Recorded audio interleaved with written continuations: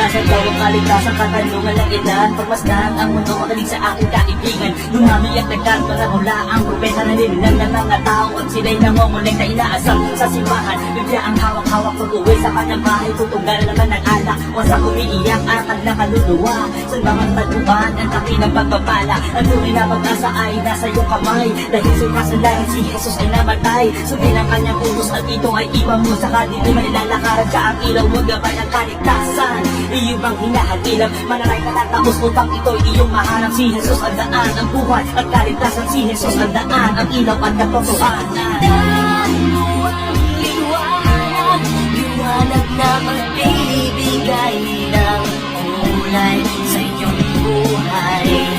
Buhay na kay ganda, buhay na kay saya, at kaligtasan pa paglinang si Jesus. Sino ba ang sumpungan at nahanapan ng kaligtasan? Tumingala sa itaas, hanapin mo ang katotohanan. Hanapin mo ang kaligtasan upang ikaw ay matubos ng lubos. 1 Kapitulo sa versikulo at 32. Hanapin mo ang salita bago ang mundo'y magtapos ng nikala ng pagkasala. Ikaw ay ginapos, aanin ang kanyaman kung wala ka namang Diyos. Nabibili ang lahat, ngunit hindi ang kaligtasan. Nabibili ang kalayang, ngunit ito ay kamatayan. Pinaghihinayang sa mga taong ayaw magbago. Salita ng kay kapal, hindi man lang nire-respeto. Marami sa ating puno at bukod sa pagkasala. Diligan siyang bangungot, hinahanap ang pag-asa. Magtiwala, maniwala si Jesus ang siyang mahal. Gumising ka sa iyong panaginip, pastan mo ang iyong paligid. Malapit na ang pagbuhungo, malapit na ang pagsususi. Tingnan mo ang liwanag, liwanag na magbibigay ng kulay sa iyong buhay.